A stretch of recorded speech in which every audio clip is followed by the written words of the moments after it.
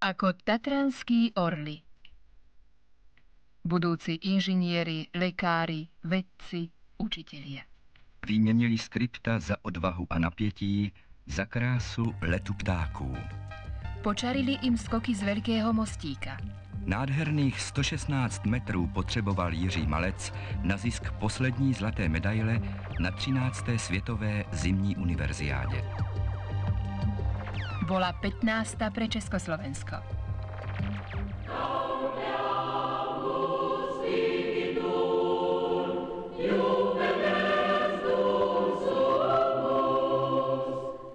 Tých 8 dní stretnutia vysokoškolských športovcov z celého sveta zostalo ako trblietajúce sa zrniečka krásnych okamihov.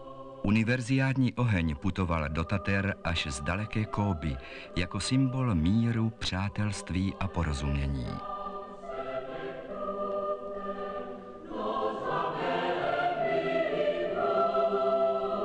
V mene všetkých vysokoškolákov sľubujeme, že na účasti na Zimnej svetovej univerziáde 1987 budeme dodržiavať pravidlá, súťažiť v duchu priateľstva a fair play.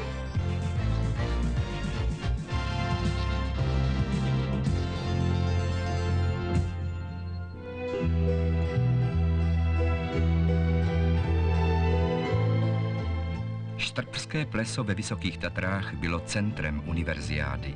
Tady probíhaly lyžařské soutěže v severských disciplínách.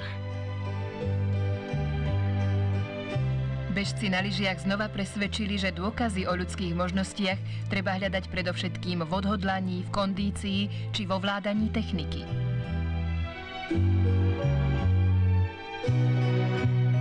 Presadili sa iba tí najdravejší pretekári.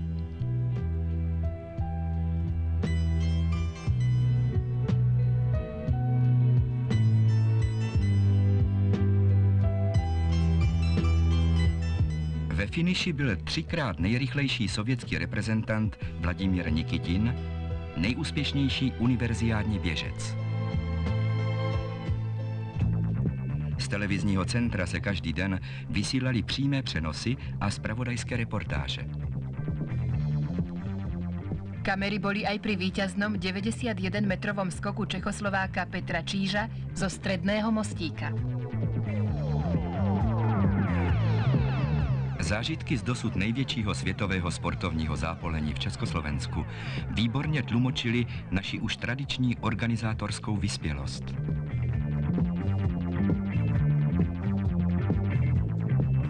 Hmlou zahalené kopce nízkych Tatier v Jasnej boli svedkami súboja študentiek v obrovskom slalome.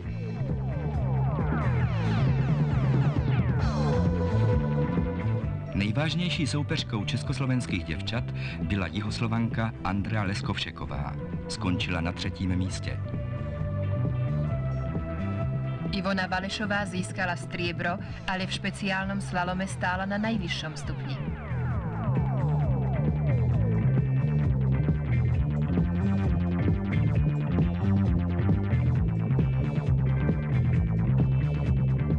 Nejúspěšnější závodnicí na sjezdových tratích byla však Ludmila Milanová.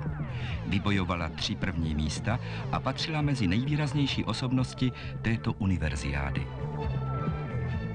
O dôverné stretnutia s novinármi preto nebolo núdze. Basketbalové koše byly jen ozdobou, ale psací stroje neodmyslitelnou potřebou v tiskovém středisku, které připomínalo Mezinárodní včelí úl.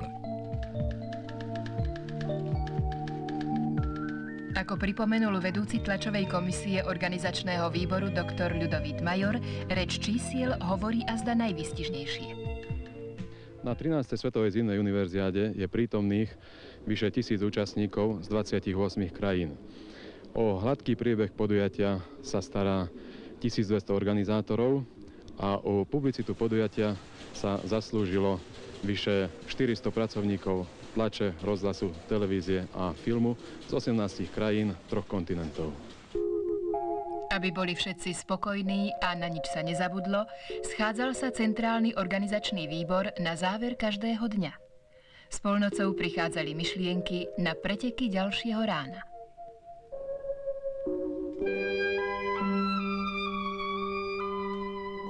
běhu žen na 10 kilometrů, podobně jako v jiných závodech, se sportovní krása vykoupila krůpějemi potu.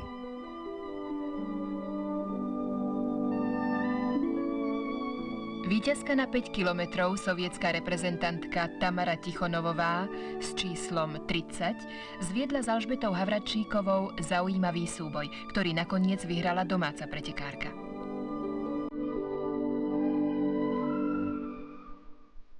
V závodech nejvšestrannějších zimních sportovců združenářů dominoval po úspěšných skocích a také vydařeném běhu na 15 kilometrů Jan Klinko.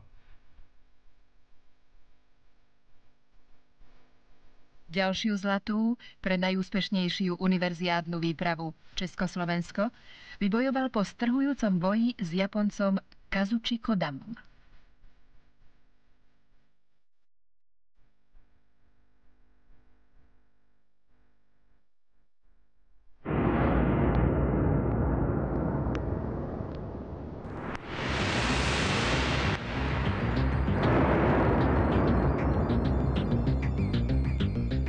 Na svahoch Viasnej sa krásne vyjasnilo a slnečné lúče hladkali z jazdárov pri vyše 100-kilometrových rýchlostiach v tejto kráľovskej lyžiarskej disciplíne.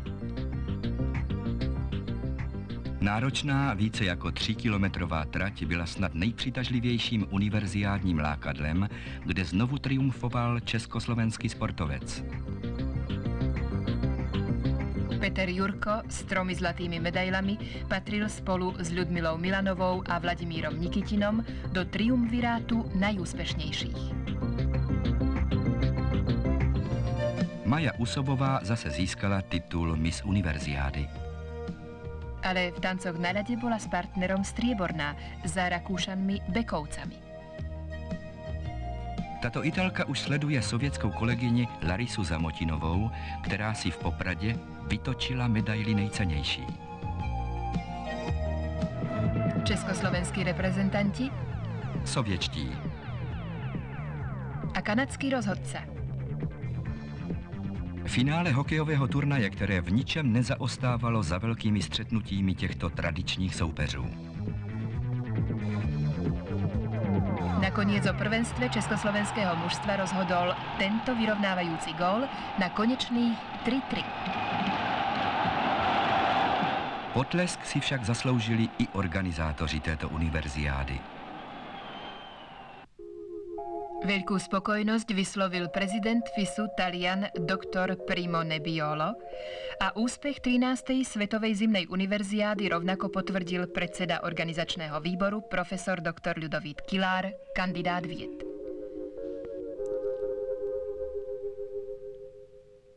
První hodnocení vyslovil i místopředseda organizačního výboru dr. Gejza Balok. Univerziáda v Tatrách je hodnotená najmä zahraničnými účastníkmi ako najúspešnejšia v doterajšej histórii. Nás, organizátorov, teší najmä skutočnosť, že československí akademickí reprezentanti dosiahli nebývalé výsledky, ktoré budú mať určite pozitívny vplyv na ďalší rozvoj nielen československého, ale aj svetového vysokoškolského športu.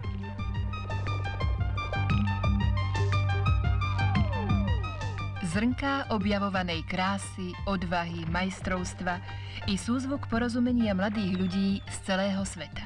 Světová zimní univerziáda 1987 už patří minulosti.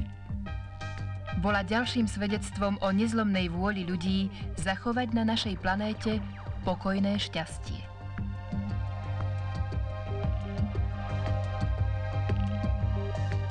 Vysokoškoláci potvrdili, že i sport je velmi důležitým předmětem v univerzitě zvané život.